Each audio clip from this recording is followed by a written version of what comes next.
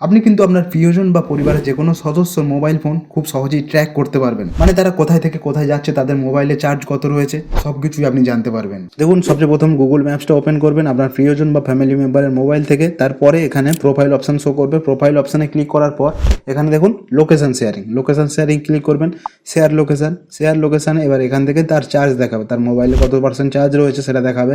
এবার নিচের দিকে ফর রয়েছে, তো এখান থেকে কত ঘন্টা বা কত দিনের জন্য, দেখুন আমি এখান থেকে 4 5 6 7 করে দিচ্ছি একদিনের জন্য। এবার আপনি নিচে যেটা যদি অফ করতে চান, until you turn this off, মানে আপনি যদি বন্ধ করতে চান সেই ক্ষেত্রে এবার আপনাকে এখানে শেয়ার করতে হবে। যেহেতু আপনি লোকেশান বা এই যে সেটিংটা তার মোবাইল থেকেই করছেন, তো এবার আপনাকে শেয়ার করতে হবে। শেয়ার কাকে করবেন, নিশ্চয়ই আপনি করতে চান বা যে দেখতে চায় তাকে করতে হবে।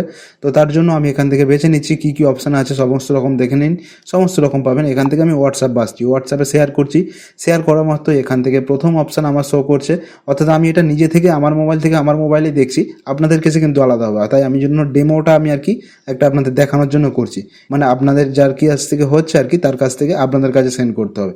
তো আমি যখনই হোয়াটসঅ্যাপ খুলে লোকেশান যে লিঙ্কটা জেনারেট হয়েছে সেটা আমি ক্লিক করলাম, তো দেখুন এখান থেকে দেখিয়ে দিচ্ছে সেম লোকেশান। আই অ্যাকসেপ্ট করলাম। আই অ্যাকসেপ্ট করা মাত্র লোকেশান তার কী রয়েছে আমি এখান থেকে দেখুন জুম করে দেখে নিচ্ছি।